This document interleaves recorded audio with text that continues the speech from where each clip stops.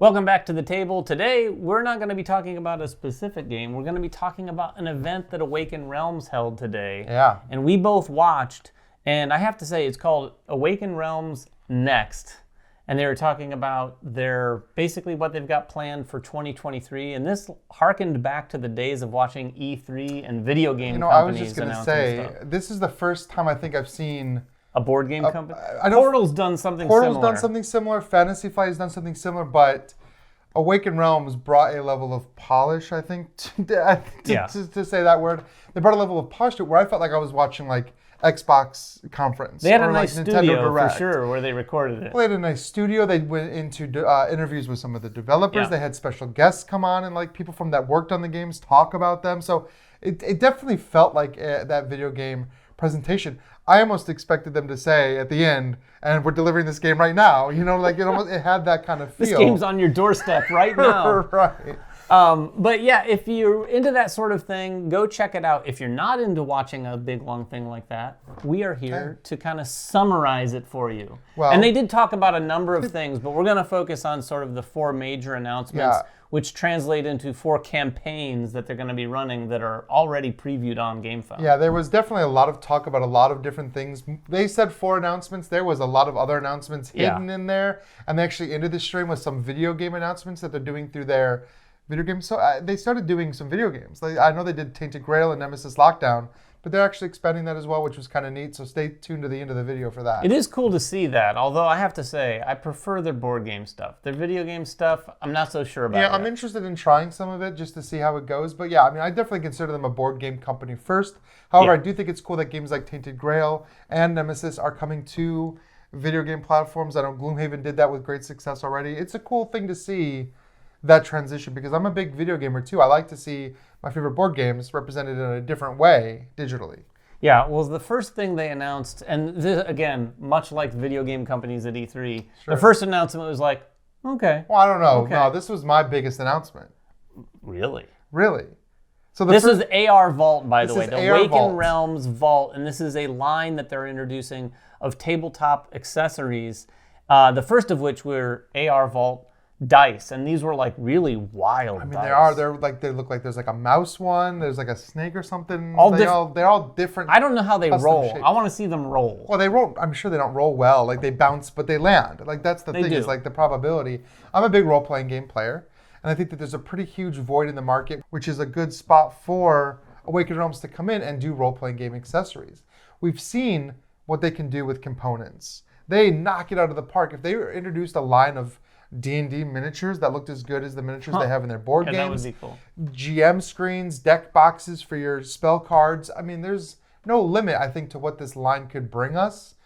And I would rather buy from Awaken Realms than any of those other companies because I know that we're going to have really cool, fun products coming from this line. Yeah, take a look at those dice. I'm sure I've put pictures up while we've been talking about them. But that was the first announcement. Yeah. Their next announcement. All downhill from there. No.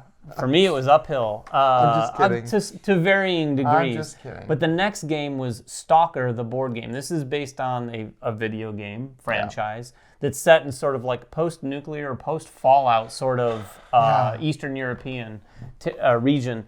And this game, they didn't say much about any of the games, by the way. So if you're tuning in and think you're going to get a full brief on exactly what the game is, but hopefully keep watching, we'll but don't keep your hopes up for a lot of information. But this game, some of the keywords that they shared made it sound like they were really going to try to capture the tension of survival in that game. And those games are very tense and very survival-esque. You feel like you're about to die at any moment. I think I would consider Stalker to be one of the first examples of that open world survival genre that has just taken the world by storm. I mean, Stalker was the one that we had. I'll admit that I'm a little nervous about how this is going to translate. An IP?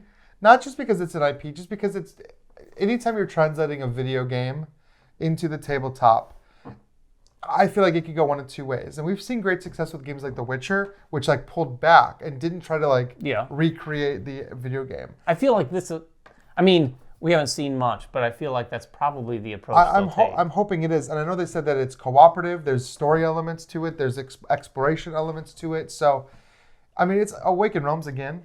So I'm optimistic. But I'm also maybe a little wary. Plus, and I haven't played the Stalker game, so if I'm wrong about this, but the sense I tried them very briefly, and the sense I got was there's not a lot of like rich characters and development like that. It is kind of a generic world. I mean, sure, there's a lot of people that you meet. There's a lot of, the world itself feels pretty fleshed out and stuff. But there's no like hardcore character like Geralt from The Witcher. Right, there's no like iconic character because you are the character in Stalker. So opening it up to 4 players, you don't have that problem like you did maybe with The Witcher where it's like everyone wants to play Geralt. Geralt. Like, you're your own character. I mean, I'm definitely excited to play it. I know we've seen them do like this War of Mine, and that had some similar thematic elements. That was an early one. That was an early one they did.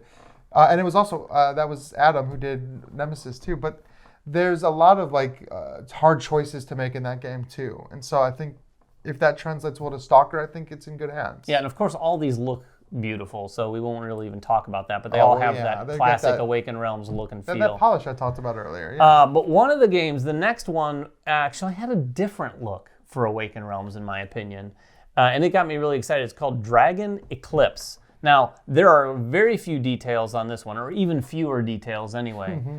But if you look at the preview page on Gamefound, some of the things we can kind of glean from that, or at least speculate. Pure speculation, or maybe I should say wishful thinking. Here's my guess. First of all, it sounds Pokemon-esque. It sounds like it's a card-based game. They use the term deck building. Yep. It sounds like you're going to be playing in an open world, so I can only imagine maybe even something like an LCG type of experience. Like a persistent world that like where your progress is saved and I mean, but it had a Pokemon vibe because you're taming dragons, you're taming beasts, and it even talked about then go into arena style where I could play against Ryan, and in the campaign you're going to be playing against people.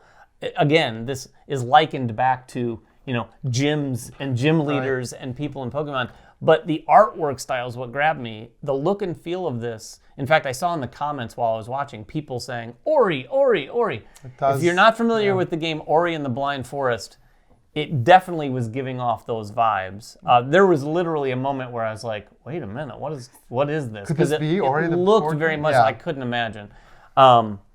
But yeah, this Dragon Eclipse looks really cool, and I love the art style. So this was the game I'm probably most excited about of that. Me too. Because the premise is like so vague. It could be anything, really. Like we don't know what the gameplay looks like, but the idea that it is a 1 to 2 player campaign story game where you're going to be collecting those dragons, but that element that you talked about where it says you could face off against other players almost makes it feel like I could scoop up everything I've done, go over to your house and battle everything, like battle my deck against your deck maybe. Because when they say that it's 2 players and you have this like starter set, I don't know what I honestly don't know. I'm like, Did they use the term starter set? No, they didn't. But I'm saying it almost feels like maybe. I don't know if it's just that's going to be like a starter set and they plan on expanding it. They do describe on the preview page as it being a solo 1 or 2 player type of experience. So maybe it is more along those lines. I would love an LCG type of experience set in a world that like they described. Pure speculation. It might not have any LCG elements at all. No, it might but not. We don't know how They did mention it how being the cards are going to work. Lighter, and I think they definitely meant lighter in theme and look in the world itself. But I also got the vibe that one of the times they used the word lighter is they were talking about the game itself being a lighter game for them. And I don't think this is going to be lighter as in terms of Awaken Realms light. I don't think it's part of that line, which is a very light gameplay. I think this, what he probably was implying is this is going to be the lightest game that Awaken Realms proper has done. Yeah, because they've really done a lot of heavy games, and like Stalker looks very heavy. All the Nemesis games are very heavy, and I think that. Let's talk about the fourth thing. Speaking of Nemesis, how about that segue, everybody? Nemesis Retaliation was the last game they announced, and this is effectively what it sounds like going to be the last book in the trilogy of Nemesis. They did imply this was the end. Yeah, Adam mentioned that this was his next ... and probably the last of the Nemesis games. And this one looks, again, even fewer details on this one, but it sounds like this is going to take a page out of sort of the progression of a very famous IP that we are all familiar with. And there's going to be like Marines, and you're going more on the offense. This is about taking revenge on the aliens. So it's less about, if you've ever played Nemesis, that's like also tense survival. It is survival for sure. And this one sounds like you're taking the fight to them. So maybe that will be reflected a little bit more in the feel of the mechanics as well. They definitely mentioned that. The idea that in Nemesis, and Lockdown is kind of a redone Nemesis. It's not super different. Yeah, so, it's got some nice tweaks, It's got some nice tweaks. I'm guessing we're going to... They say the mechanical system is similar. It's built on that same base. So we're not going to get like a wildly different game.